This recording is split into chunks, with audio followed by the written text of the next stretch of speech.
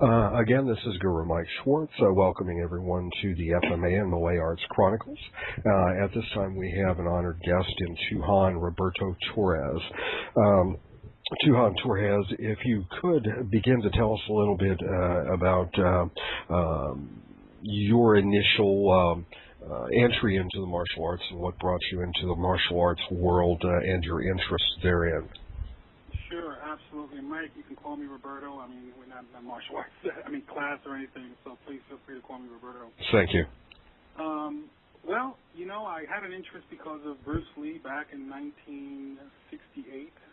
I was a fan of the Green Hornet and started studying some martial arts then.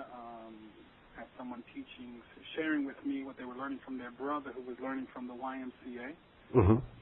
And then I continued to progress from there. Eventually went on to study some Shotokan karate and some jiu-jitsu, and boxing was a pretty big thing within my family, so I always based everything off boxing. I would say that was my primary foundation in martial arts. I consider boxing to be a martial art as opposed to just a sport. Of course, as do I. So you continued on with Shotokan and boxing for how many years? And did you achieve a level of any sort within Shotokan? Well, actually, you know, I went to, let's see, I was doing, and I think, you know, I think that the first thing that I was learning, that I was telling you that I was learning from a friend who his brother was studying at like the YMCA. Mm-hmm. I think really they were learning out of, or the YMCA, one of them, somebody was teaching like out of Bruce Tegner's Judo book. I don't know if you remember, I don't know how far back you go, but it seemed like to me like it was right out of that. Of course. And then, you know, a lot of times it was just self-practice, you know, and adapting to boxing. And then when I was, I guess, probably, because I moved to Puerto Rico for a while when I was like 12 and seriously got into boxing then, and my father shared with me some things to do what would be called dirty boxing today, as far as elbows and using the thumbs and thumbnail and so on, and elbows inside close and so on, and that, you know, that stuff was effective. And when I came back to the States, I took like 2 classes from a friend of my brother's in Shoen-ryu. And well, I say 2 classes, but it was intensive, several hours, maybe I don't know, 6 hours, 8 hours it came out to, or something like that. And I was buying a lot of books on martial arts. At this point, I must be 15 years old, something like that. And I actually ended up reading an article from a magazine called, I think it was called Oriental Fighting Arts. And there was an article there on Grandmaster Ben LaGursa, who recently passed, as I'm sure you're aware. Yes. And condolences to his family and students. And I was very impressed with that. You know, and I'm like, wow, this is cool. So I went and purchased, what do you call it, poster techniques. Do you remember those? Sure. That had, they were on a screen, and it was Dan Inosantos and Richard Bustillo. And I practiced on my own from those poster techniques and the Oriental Fighting Arts magazine, those techniques there on my own. And then I had a friend who was a brown belt, just about to get his black belt in Ishin-ryu karate, and he started sharing some things with me. And the first time we sparred in my garage. I mean, he just whipped me around because I was trying to do straight, you know, whatever I knew from martial arts. You know? Sure, of course. And around that same time, the Tao of Jeet Kune Do had come out, you know, and I was a fan of Bruce Lee, and I you know, I was aware of, you know, an art that he practiced called Wing Chun and so on, but I don't think I was aware really. No, you know what? I take that back because I did have the poster techniques on JKD. But, you know, I was like, okay, will boxing really work against martial arts? So after my friend there kicked my butt the first time, I'm like, okay, you know what I'm gonna do? I'm gonna use boxing next time I spar with him. So I invited him to come back and spar a week later, and it was just a world of difference in the sparring. I mean, this time he got his butt kicked, and he was amazed by that and became my student. So I still learned Ishinru from him all the way through, the 8 katas of Ishinru and all those things. Same time that I started studying Shotokan Karate, and I studied that for about, I'm thinking that was like a year. I think I got a green belt in Shotokan. And then I left. And then I asked to go to Asia or Hawaii because I had read about Ed Parker and so on. I was very interested in Kempo and Ed Parker's system and so on. So I asked to be sent to Hawaii or to Japan or to Korea. And they ended up sending me to Germany, which was odd. And I come to find out later in the military that when you say that, all it means, they call it a dream sheet for a reason. All of course. It means is you're willing to go overseas. Mm-hmm. And of course they're going to send you wherever they want to send you anyway.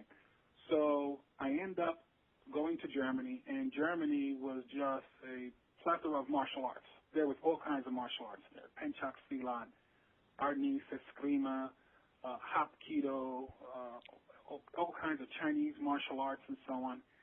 And I get assigned to this small base in southern Bavaria, and people are like, oh man, where you...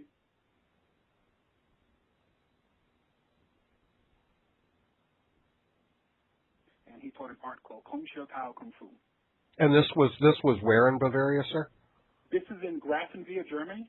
Okay. This is southern Bavaria. Grafenwehr, it's a small base, but it's a huge training facility for NATO. Mm-hmm. Mm-hmm. And he was a Kung Fu instructor there. And I immediately, started studying because I met a gentleman. I made a friend when I got to Grafenwehr, a Chinese gentleman who was from New York City, Chinatown, who had studied some Fuzhou Pai and some Wing Chun. And he shared some stuff with me, and he's the one that introduced me to Virgil Crawford, the Kung Fu instructor. I see. So I immediately started studying with Virgil, and eventually got my black sash 3 years later in that system. However, I never lost my passion for the Filipino martial arts. And during that time, I collected more magazines and more information that I could on Filipino martial arts. And when I came back to the States 3 years later, I said to myself, I'm gonna go study. I'm gonna look for Filipino martial arts. I'm gonna study Filipino martial arts. And so when I came back, I was married now, and right when I left Germany and came back to the States, I bought a bunch of martial arts magazines at the PX in Fort Dix, New Jersey. And I believe it was at that time. Maybe it was a little bit sooner. Anyway, there was a magazine cover with Grandmaster Leo Gahe on the cover, holding 2 balisongs. Sure. And I looked at that, and I'm like, man, I got to study this art, And I looked, and there was a school about 45 minutes to an hour away from me in Bayshore, New York, on Long Island. And I said, that's it. I told my wife, that's it. This is where I'm going. And at the same time, I was also kickboxing because I had gotten into the kickboxing arena as I was planning on doing that professionally. And I started studying Pikiti Tersha, and the main person running that program there was Tuhon Chris Sayok. And we became friends, and we built a great relationship from there. And I got certified as Tuhon in the Sayok family, system of Kali. So that's where it's been as far as that. So your primary, and I'm sorry to interrupt. So your primary Filipino martial arts of experience and of great length was the Pikiti Tersha and then the Sayok Kali. Is that correct? Yeah. When I first went, it was still Pikiti Tersha. Then it became Sayok, and but I immediately was allowed to start teaching in Shirley, New York. It's funny we're talking about this because one of my daughters the other day pulled out one of the old pens that we had.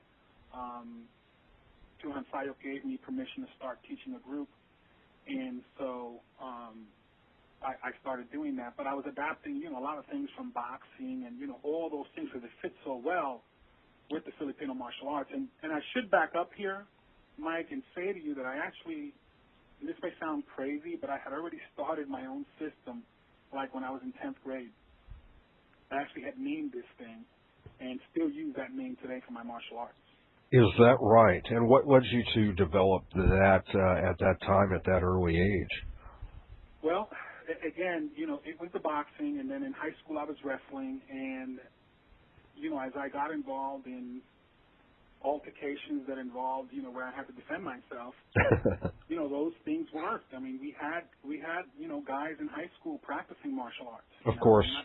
I'm not going to mention the system because it was very popular on Long Island at that time, and it's still pretty popular. Mm-hmm. But, the boxing and the wrestling just worked. And so to me, everything else, I was just adding to that platform. You know what I mean? So, sure, of course.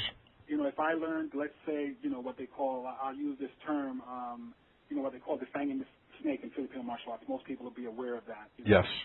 But, so elbows to the fist and to the knee, legs and so on. And, all those things I started adapting into boxing because it flowed right with it. And in 10th grade, I named that system Talio, and that's still the name that I use for my martial arts. Talio is a Latin word that means legal punishment. So everything has always gone under that umbrella, although there were times where I didn't teach it because I felt I didn't have the qualifications. But for some reason, I don't know why, Mike, like not one art was satisfying me. And it may sound weird, and I mean no disrespect to any practitioner or God forbid, any of my teachers, because they're wonderful individuals and have shared a wealth of knowledge with me. But I took everything back to the field of boxing. That's where I took everything back there. So as I was studying with, Chris Sayok and so on, I added those things and I used them in sparring and so on. And to me, if it didn't work in a sparring match or in a fighting match, then there was no sense in practicing it. That was my mentality.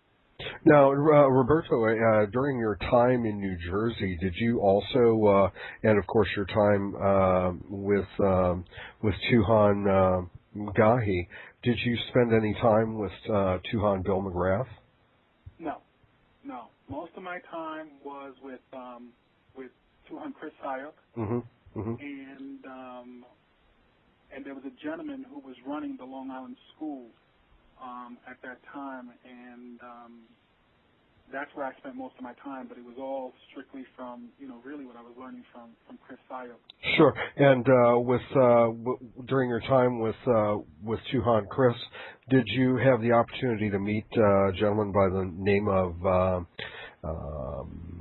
Muallim Naji Hassan that's actually in New York that teaches a similar system? The name sounds familiar. I mean, I met a lot of people and mm-hmm. I heard of a lot of names, sure. but I can't recall because my focus at that time and it really, the martial arts to me was a development for myself and what I taught people and what I teach people is what I use. So of course. Maybe I didn't pay attention to a lot of that. Sure. And I apologize to anyone if that sounds offensive, but my focus was, okay, what do I need to learn? How can I learn? How can I get more of this material? Mm-hmm, mm-hmm. And after about I think it was after about 3 or 4 years, I forget, where they had the school in Bayshore, it got closed down and the Sayoks moved to Florida. And I had referred back to my old magazines, and in one of them was an article, and I remember looking for this in high school. It was so wild because there was an article on Grandmaster Matt Marinas. And I remember when I used to travel into the city when I was still in high school, I used to look for this school because I thought there would be some kind of Arnis school, you know what I mean? Sure, of course. Of course, years later I come to find out that there was no Arnis schools. It was either you were learning in somebody's backyard or right. in a park or, in somebody's house. That was mm-hmm, it. Mm-hmm, mm-hmm. But I looked. Every time I looked, there's got to be a school. There's got to be a school. This gentleman, Matt Marinas, teaches in New York. And I never found it. So then I connected with the Sayoks and so on. So when the Sayoks were moving to Florida, I said to Tuhon Chris, I said, well, what do you think of me studying with Matt Marinas? And he said, absolutely. And I don't remember if he gave me a letter of introduction or said, mention my name. It was one of those things. But I wrote a letter to Grandmaster Marinas, and I didn't hear back from him right away. And I remember the phone rang one time, and I was occupied with something, and my wife says, it's the phone. I'm like, who is it? She goes, somebody that you wrote to about Filipino martial arts or something, and you want to study with him? I'm like, oh, hang on one second, you know. And I went and grabbed the phone, and he says, hello, I got your letter, and he introduced himself, and he says, so you'd like to study with me? And I said, yes, sir, that'd be an honor. And he said, so you studied with the Sayaks? And I said, yes, and, you know, he told me how he knew them, and they had done things together and so on. And so he tells me where his school is, and it's in Flushing Meadow Park in the middle of the field somewhere, you know. Sure. And so he invited me to come out. I brought one of my students with me, and I studied with him for about, I would say about 7 years. I think it was 7 or 8 years that I studied with him. And during that time period, there was another martial artist that I admired by the name of Professor V. Of course. I thought Professor V had passed. Now, Mike, I remember seeing a picture of Professor V. Where are you located, Mike? I'm actually in the Midwest, down in Missouri, so down in that area. Okay. Okay. Well, there used to be, I don't know if there still is, a martial arts equipment distribution place called Costello's in New York City. And I used to go there to buy books and equipment and so on. I remember one time walking in, and I have this issue of Inside Kung Fu. Inside Kung Fu had done an article on Professor V. And at that time, Inside Kung Fu used to do like a poster in the middle of the magazine. Sure. So in this article was this poster of Professor V stabbing Moses Powell with a machete. Right. And have you seen that? I have seen that, yes, I have. Okay. So he was stabbing him with that. And I remember seeing that picture, and I remember one time my mother was with me. We went to the city to get stuff, and I pointed out that picture. And I'm like, oh, this is Professor V, and he does this, and he does that. Anyway, that was back in the 70s. And so when I went to study with Matt Marinius, either the second or third class, they start talking about Professor V was coming. I'm like, Professor V? I mean, you mean the Professor V? Moses Powell? Oh, yeah, he trains here. I'm like, are you serious? He's still alive? And they're like, oh, yeah. And then one Sunday, here he comes. Wow. And, here he comes, just like everybody else. You know, he has his little blue leather jacket on, and he's carrying his stick bag, and he joins the class, and we're practicing, and we're rotating, and all of a sudden he ends up being my partner. You know, I'm nervous. I'm like, oh no, you know, this is him. This is him. This is Professor V. And after the class, then you know he respected, of course, what Matt Marinius was teaching, and stayed within that realm during class. But after class, he started showing me some other things. And I remember one of the first things he showed me, excuse me, Mike, was something called what he called a moral block. And what it was as if you swing horizontally at him, he would just step to the side and just slash your arm. You know? And he's like, you know, we take the arm right out, and then you hit the neck, and you cut the throat, and he's going through all these other things, and I'm like, wow. And I wanted to study with him, but, you know, now I'm in a bind, right? Right, of course, because you're with Yeah, and I can't say, okay, well, I want to study with him too, right? Well, thank God that one of Matt Marinius' senior students at that time, Danny Paolo, was also senior student of Professor V, and he made the connection. So myself and Dennis Cheney, who was my most senior student,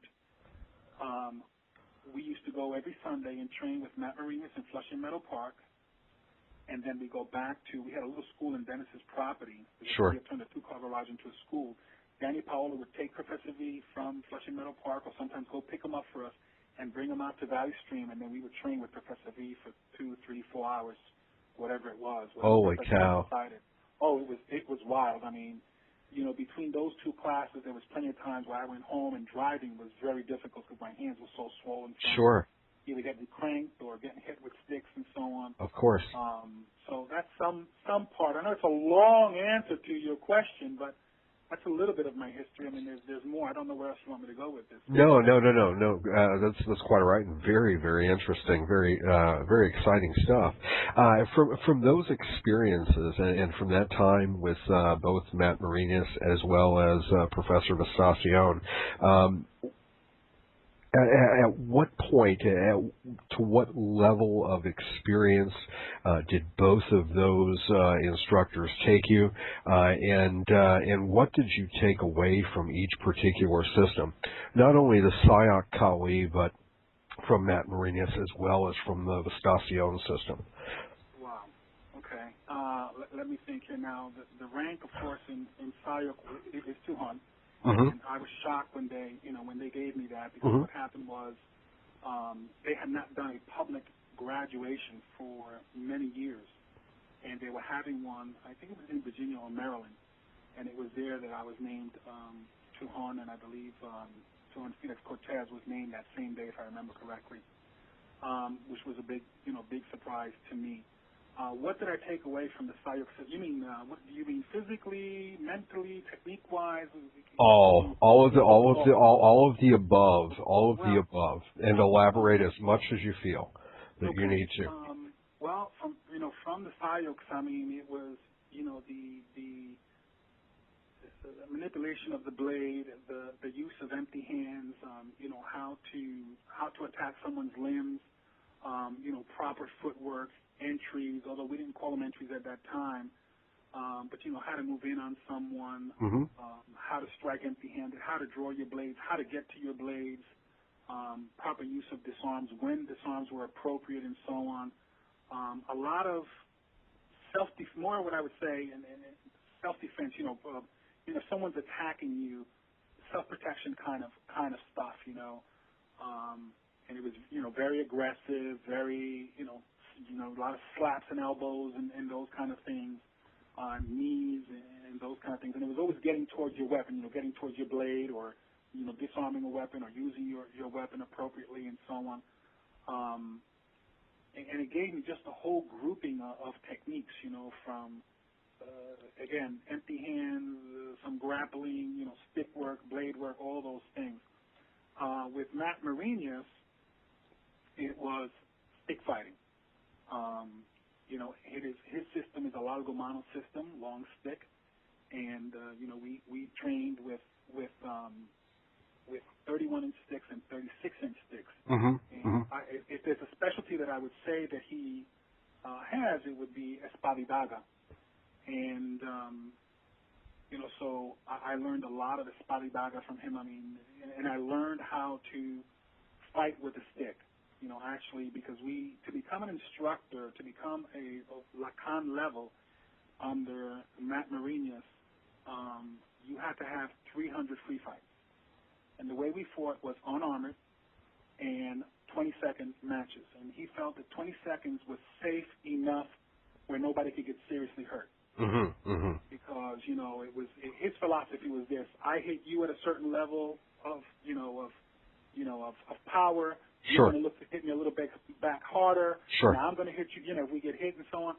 So he felt 20 seconds was enough, and you had to have 300 of those. And I can't show you my hands over the phone, but if I showed them to you, you could see that my fingers are very crooked. Although I never lost a stick in a stick fight, my hands did get beat up, and today I paid for that because they hurt at times. And Of course.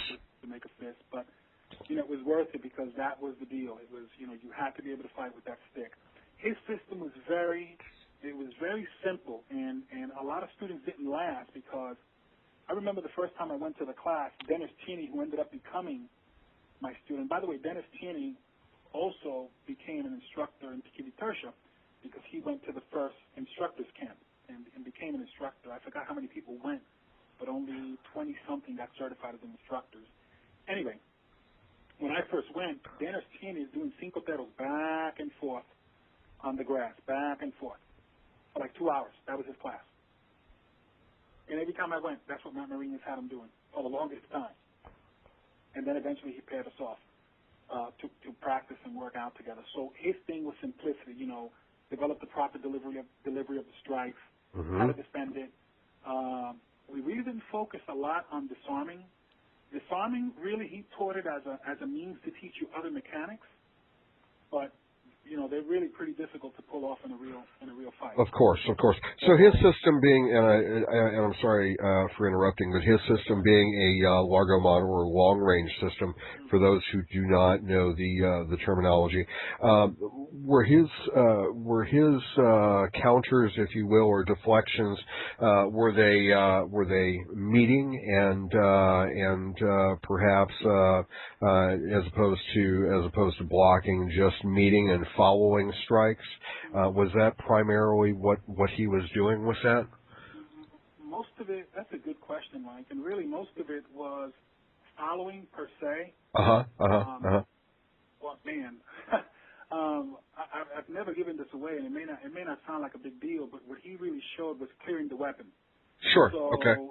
If you're coming at me with, let's say, what most people would call a standard number one, so let's Right. say it's a forehand strike, let's Right. say to like my neck area, Right. I kind of take my stick and bring it underneath yours and sweep that across. Sure. Sure. As hard as we could. So he didn't teach a lot of this, what's commonly known, again, I'm going to use the term defanging the snake. Right. He taught against the weapon. So we would clear the weapon, and now we would move in on you. Understood. Like slash, because really we used a lot of like jabbing with the stick Mm-hmm. and slashing and what we called panastas, which is a vertical up and down diagonal. Okay.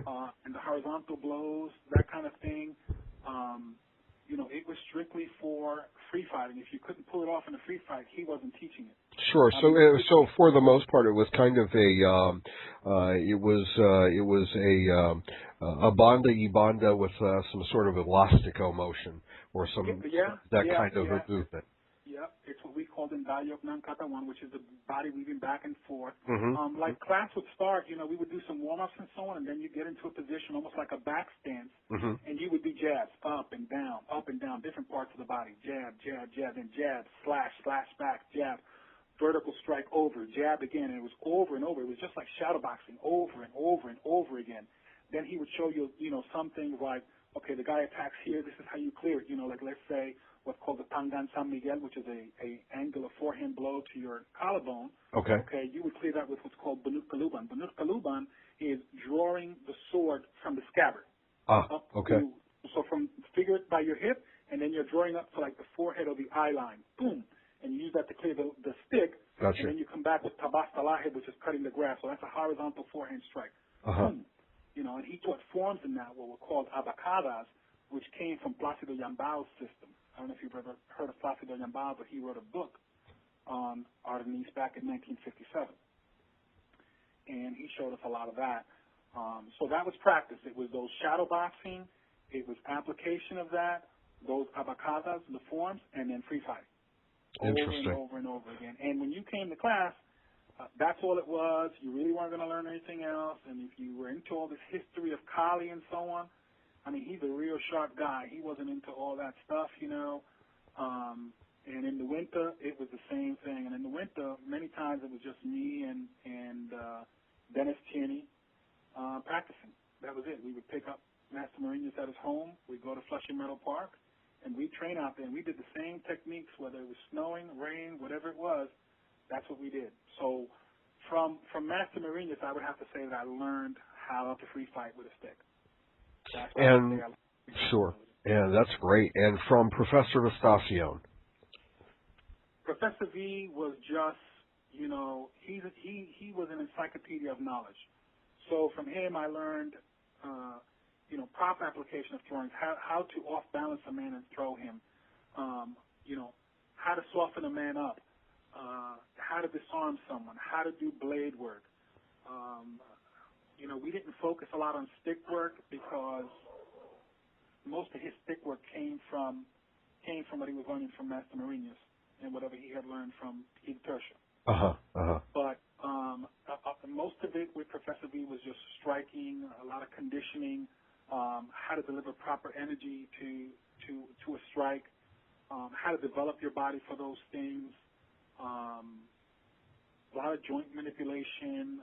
As he got older, he focused more on finger manipulation and so on. But a lot of from Professor V's teachings to me is where I kind of started to develop the idea of what I call triangular fighting.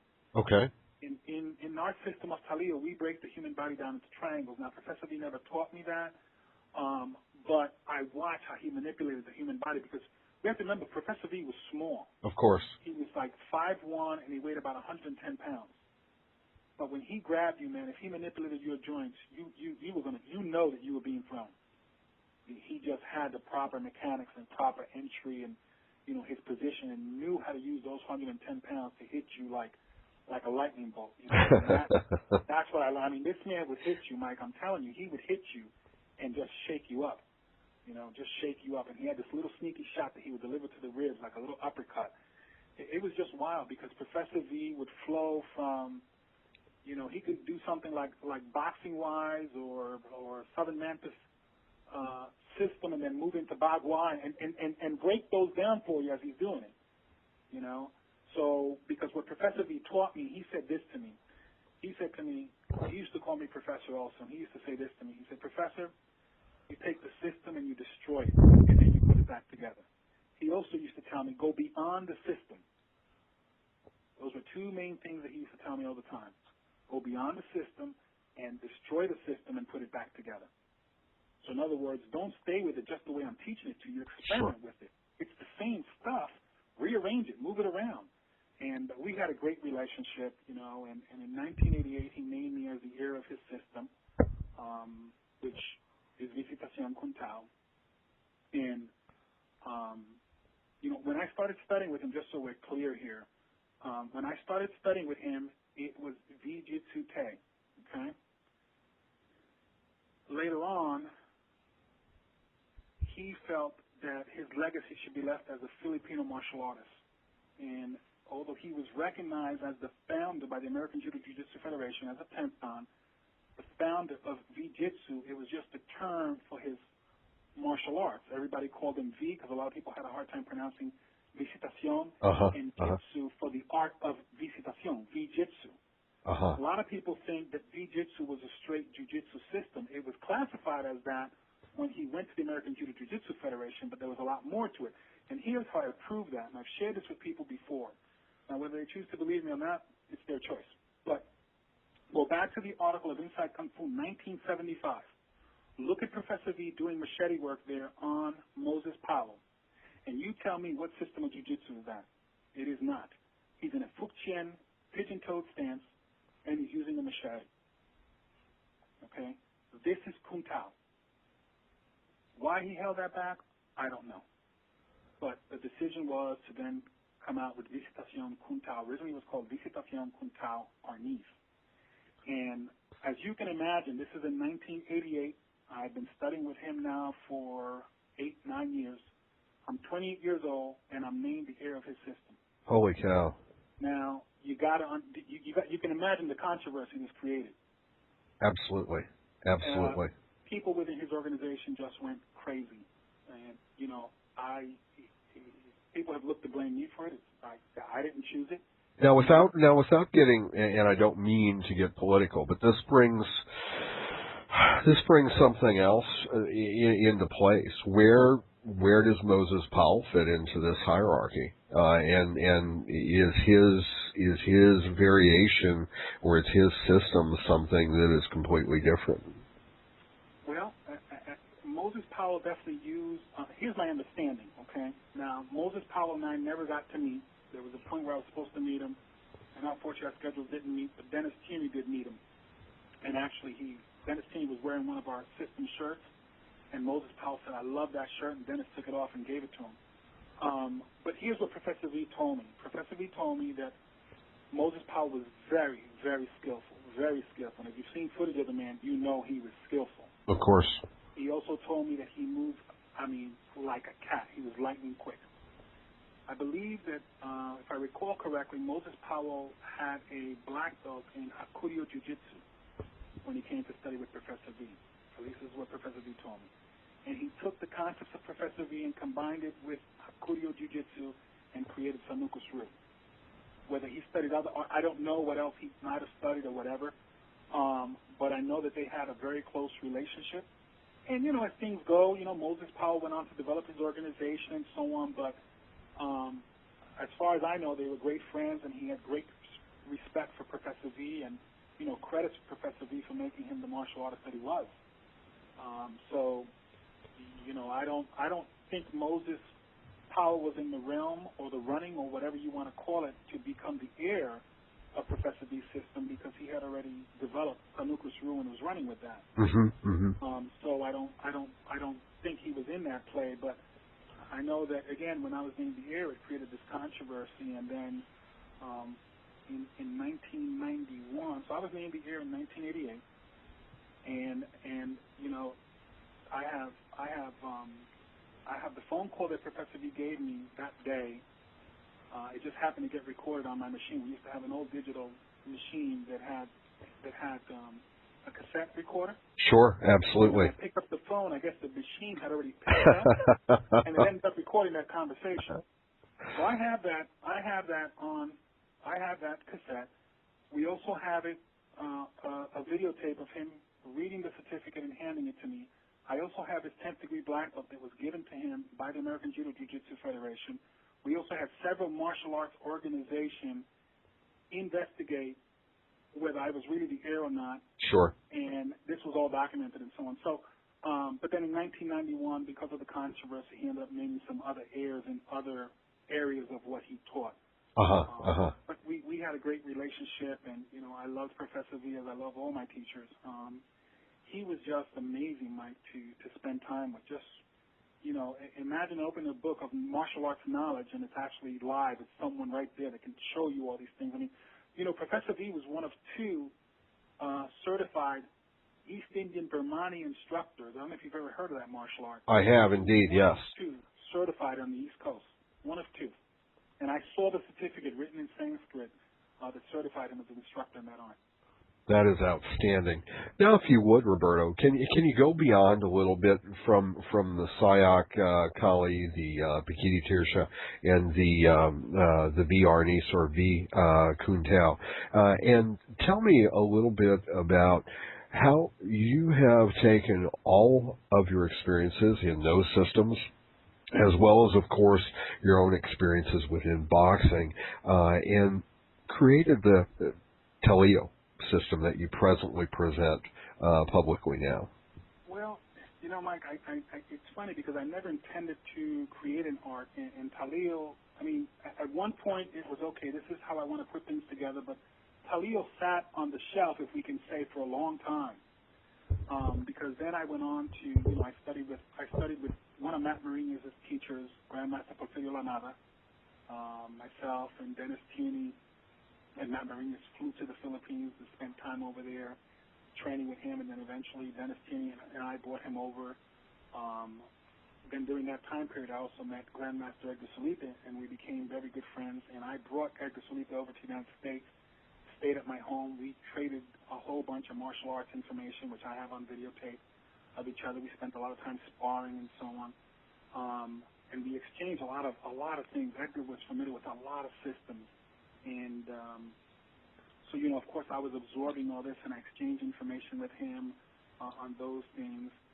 Then I also had the privilege of studying with Willem de Tours, and the way I did that was through Bob Orlando, and Bob Orlando and I had connected, and he connected me with Willem de Tours. Before I could do that, I actually asked Professor V permission. Could I do this? And Professor V said, absolutely. He said, I think it's a great idea. It's the roots of our martial art. But I had them both meet before I actually started studying with Mr. Willem de Tours. They both met, and they knew what was happening and so on, so I started studying with him. Through Grandmaster Willem de Tours, I met Guru Basar Jim Ingram and studied with him also. Now, during this time period that I was studying with Willem de Tours, he said to me, I believe that to honor all your teachers, you should create your own system. And I kind of, at that point, had really said to him I didn't want to do that. And he said to me, I really think you should. And I remember something that Matt Mourinho's told me. Matt Mourinho's taught me, you never turn an offer down from your teacher. So if your teacher wants to promote you to a certain level, you accept it. If your teacher is directing you in a certain direction, that's the direction you can go. You should go. So I thought about that, and we were doing a seminar together somewhere on the East Coast, and I thought about that, and some of my students were with me, and I said, look, this is what he wants me to do, and they're like, well, you should do it. So I said to him, sir, I'll do it if you do it with me, and you name the system. So he did, and we used that term for a short amount of time, and then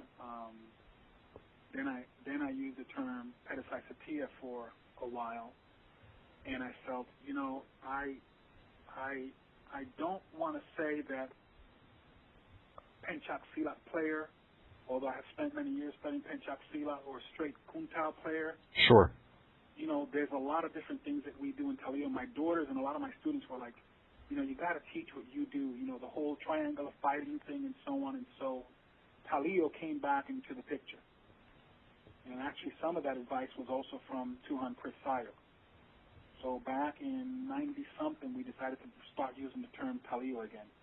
And Talio, basically, if you want to classify it as anything, I would classify it as an Americanized Kung Tao Penchak Silat system. If you want to, we don't put it in any of those categories. Sure. But if you looked at it, you would say, oh yeah, that's Penchak Silat, that's Kung Tao. But I no longer use any kind of Asian terms or anything like that. Not that there's anything wrong with it, but there was a time when I used to make it a requirement if you were going to teach Filipino martial arts under me, you had to be able to do it in Tagalog. And I was doing the same thing with the Indonesian martial arts. Today I have a little bit different philosophy. I feel comfortable teaching what I'm teaching. The triangle of fighting concept has become its own thing, if we can say that.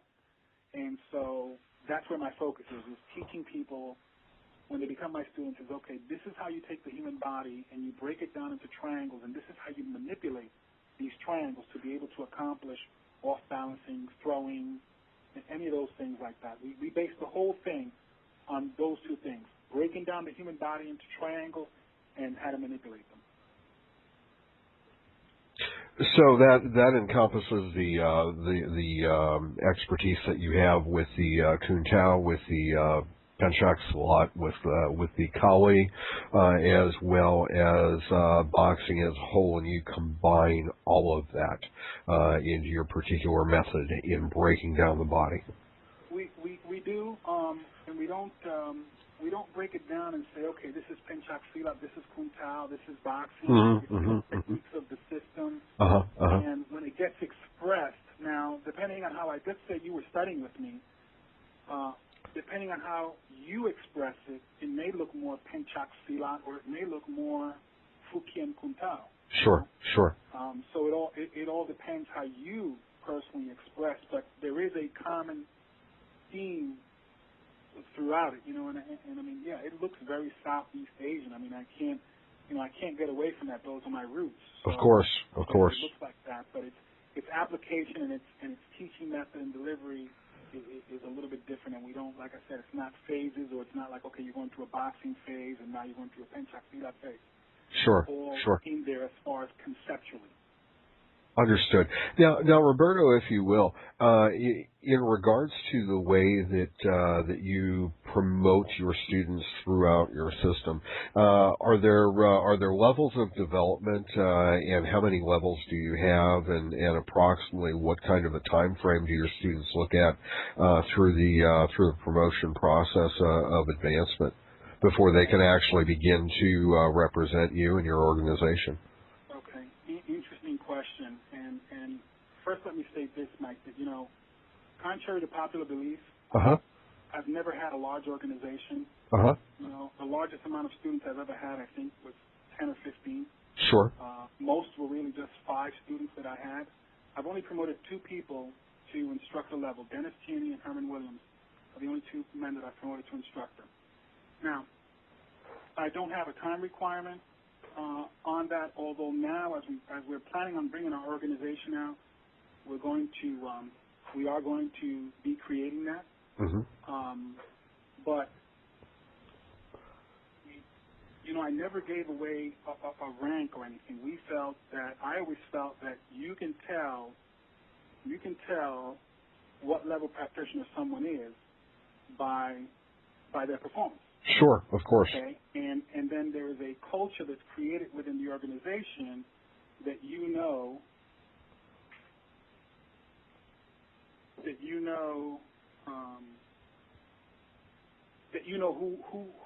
who is within the group. You can tell who is the leader, who's qualified to teach, and so on. Sure. And actually, my wife just gave me a correction here because I mentioned about how many students I had. Actually, before there was a point, I forget this, there was a point where we owned a martial arts school and we had about 100 students. Understood. So, yeah, but she wanted to make sure that I was giving you the correct facts. So thanks for that. But I've never had it that way, and although we are going to be breaking that down now because I understand that people need that, but you got to understand, like, I came from a background where, I didn't really train in a school. I trained in a backyard. I Sure. trained in somebody's house, and then they told me, you're an instructor, you can teach, The way I was taught was, hey, follow me, do this. Right, It was right. never broken down into, many of these things were hard to pick up because, it was taught in a flow, just do this. And so that's the way I taught, and I have found through the years that, of course, some people have, that it's difficult to learn that way, and most people are not going to spend the time learning that way. So we are breaking things down now into a curriculum and so on because, these titles just concern me. And although I've achieved a lot of high rank, I've never promoted that. I've never promoted myself as, whoever, whatever title before my name. I was born Roberto Torres. That's my name. And that's how I introduce myself, and that's what I tell people to call me. But these titles, we have to understand a lot of these titles mean a lot. Guru is very high level. It's thrown around a lot today, but Guru is very high level. And Guru actually means one who dispels darkness. That's a lot. That means that you are taking someone and you're bringing them to a whole other place. And that's a big responsibility. So, these things get thrown around, but like in our system, that's the highest rank. We have different levels of guru, but if you become an instructor, if you get certified to teach, there is a point where you get, not just because you're teaching doesn't mean you're a guru, because there's certain standards you're going to have. You're going to have to prove. I'm not going to go into all the details here because it would take a while, but sure. You're going to have to show that you can take someone from, let's say, darkness into light. And I'm not saying that our martial art is light, but to a certain level of understanding. Of course. And that's more than just, learning how to fight. It's learning how to be, a master of martial arts, in my opinion, should be self-sufficient. They should know how to develop a relationship with someone. They should know how to speak to people. They should be able to be self-sufficient. They should know how to cook. So, they should be disciplined in their life. And we're always working in these areas because, somebody may have a habit here and a habit there, and they try to progress and so on. To me, that's mastership. It's not just that you can perform a technique quickly. Oh, wow, you're a master. Speed has nothing to do with being a master. Nothing to do, I'm sorry. But having excellent speed doesn't make you a master. Having tremendous power doesn't make you a master. You know what I mean? Of course. It's the demonstration of that and how well you can progress as well as teach others to be able to develop the same skill at a same or better level than even yourself. Absolutely. Yes. So hopefully I answered that question for you as far as... Yeah, absolutely. Certainly did, Roberto. Now, further than that, have you competed? You said that you had done some kickboxing and so forth in the past, and that was a future that you had envisioned yourself exploring. How far did you go with the kickboxing, and did you compete for an extended period of time? Well, I boxed for a long time. I boxed from the age of 12 till... about the age of 24, and when I came out of the Army, I was boxing, but I also got into kickboxing, and I think it was three kickboxing matches. I had the last one was in Astoria, Queens, and I fought this guy who was just huge, and I remember the first round, he side kicked me, and I went to bob and weave, and unfortunately I was bobbing and weaving exactly like I learned in boxing. He side kicked me right in the head and dropped me. And I'm like, oh, this is serious. And we kept fighting, and in the second round I do a jump back spin heel kick and catch him on the temple and drop him. And believe me, I was happy. And after that, I laid off it for a little bit. And I was out of shape. And I remember getting a phone call if I wanted to kickbox for the New York State championship. And it was like 2 months away or something. I'm like, I'm not going to be in shape to fight at championship level. So I won't do it. Sure. Anyway, so I continued boxing and so on. And actually, I was going to become a pro I was offered a house and a car to turn professional. Uh-huh. And at that time, I was also getting ready to become a police officer, and my wife and I sat down and spoke about it. And a good friend of mine, John Carter, who was a police officer and also a boxing coach and had been around boxing a long time, said, look, you got to be careful with these offers because, you know, you're not an Olympic champion. You know, yeah, you're a good amateur, but, you know, if they take you to a fight where you're fighting a guy that, according to his record, you should be able to beat him and you don't, you got to remember this house and this car is not yours. They're not giving it to you. They're going to let you use it, but they're not giving it to you. Right. And at that time I was married. We already had our daughter Sarah, and we felt that being a police officer was more secure. But the card that I was supposed to turn pro on was a couple of friends of mine, myself, Kenny Woods, who was a great light heavyweight. He was a really good amateur light heavyweight, and a gentleman by the name of Buddy McGirt. I don't know if you know who James Buddy McGirt is, but he ended up being two-time welterweight champion of the world. Yes, yes. We were all supposed to be on the same card on our pro debut. And I didn't turn pro, neither did Kenny Woods, and Buddy did and went on to have a great career in boxing. Now, beyond that, and more back in focus with the Filipino and Indonesian arts, do you feel that given the way the mixed martial arts has become popular today, that at some point there is a realm of availability, if you will, for a Filipino martial artist or Indo-Malaysian martial artist to enter into the mixed martial arts realm?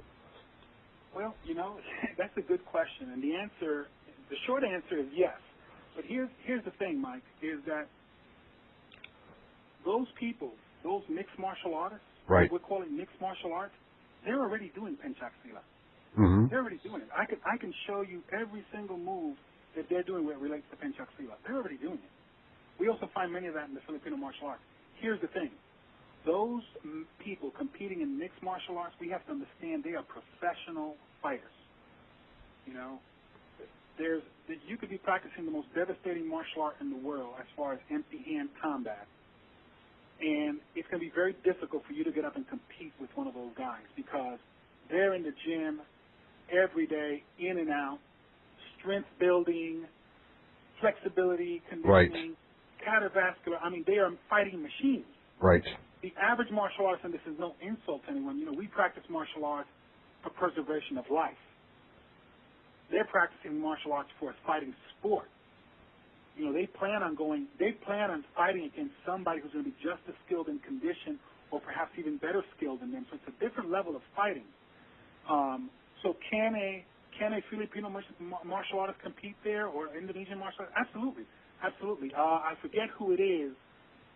One of those guys, I forget which one it is. I don't know if it's Kendall Grove or one of those other ones, is actually a Filipino martial arts practitioner. If you look, he has tattoos of Sanskrit tattooed on his back. You know, any Filipino martial arts, Indonesian martial arts can go in and compete successfully in that arena if they go within those rules. Now, if we're talking street fighting, well, it's a whole different situation because, you know, let's face it, a Filipino martial artist, an Indonesian martial artist, if it comes to a real life and death situation, I can promise you the blade work is going to take place. And that's a whole other realm. You know what I mean? Absolutely. Absolutely. We have to remember that because we can take somebody right now, we can take a pencak silat practitioner or a Kali practitioner, a skimmer practitioner right now, and put them empty-handed in the ring with some mixed martial arts, and probably is going to get beat up, okay, within those rules. Put it into a street fight. If the gentleman in the Filipino or Indonesian martial arts is a true practitioner and is skilled, then I would say the mixed martial artist is probably going to run into a situation unless the mixed martial artist has those skills. Absolutely, and would be at a definite disadvantage out on the street. I agree with you there.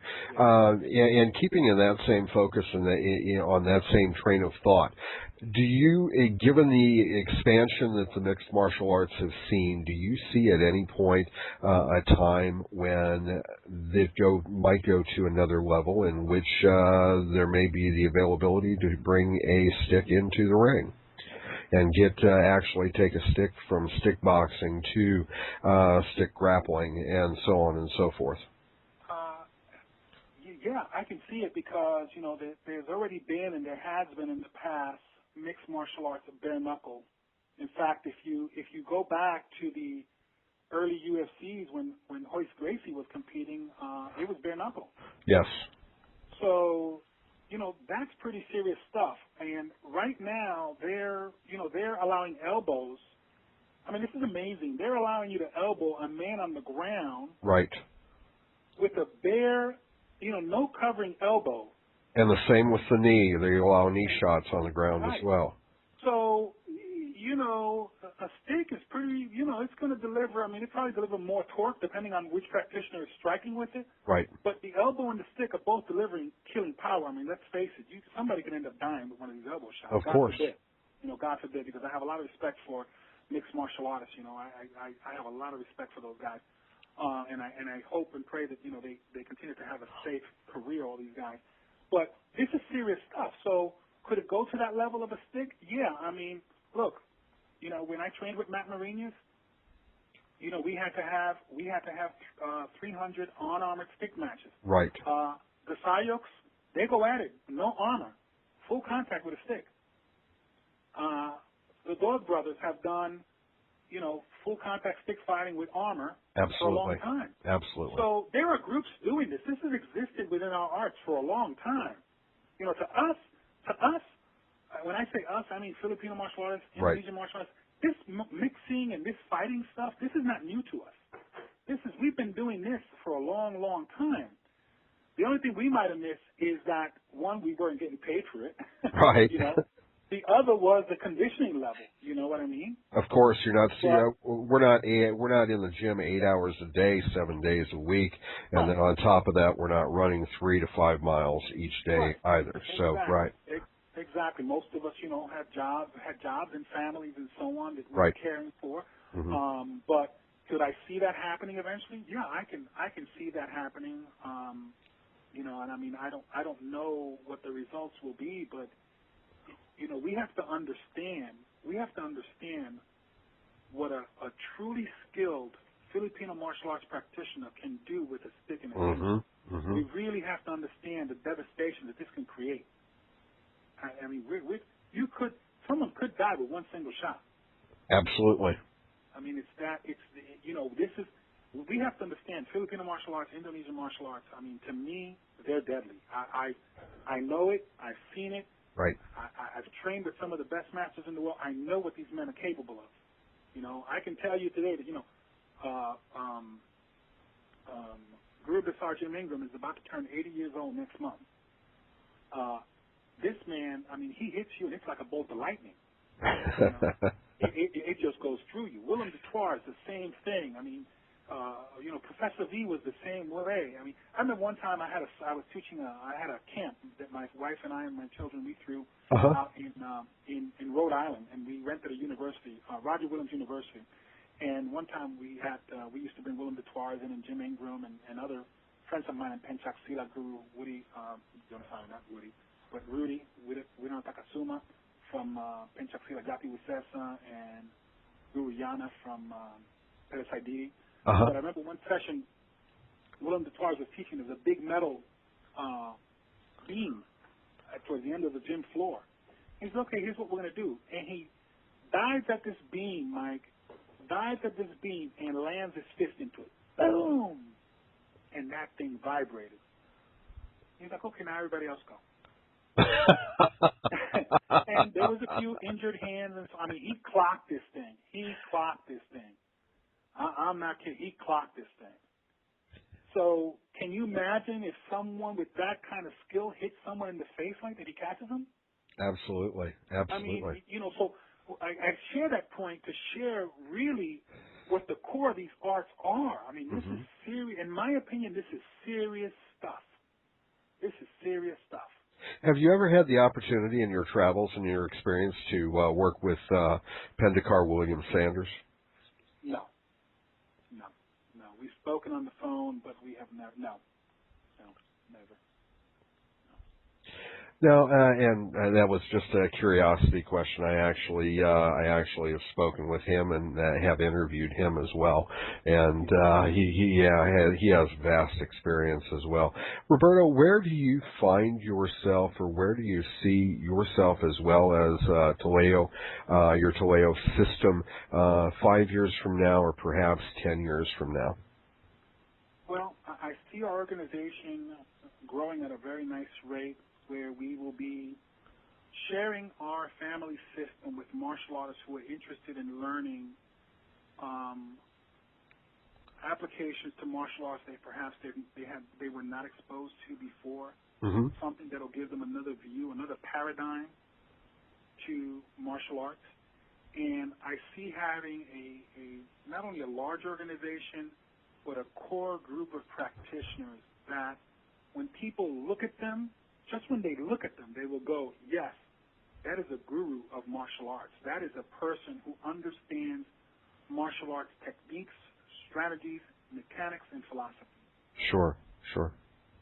So that's my goal, is to create a core level of instructors. Now, what that number will be at that core level, that when you look at them, you go, okay, yes. I don't know. I don't know what that number will be, 5, 10, 20, I don't know. You know, although I expect the organization to be large, there'll be a core group of practitioners that will be, you know, just amazing practitioners of martial arts, not because they train with me, but because what I've learned from my teachers that I'll be able to pass on to them. Understood, understood. Now, Roberto, for our listeners, what is the best way to get in contact with you, to inquire about seminars? Do you have video or books that are available in regards to your work and in regards to your Taleo system? And tell us a little bit about that, please. Okay, sure. And I appreciate that, Mike. The best spot to reach us would be on our website, which is www.taleointernational.com. And Taleo is spelled T as in Tom, A-L-I-O, and then international, taleointernational.com. People can join our newsletter there, and an update list that we have, and our phone numbers on there and so on. My daughter Sarah and my daughter Raquel run that website for me.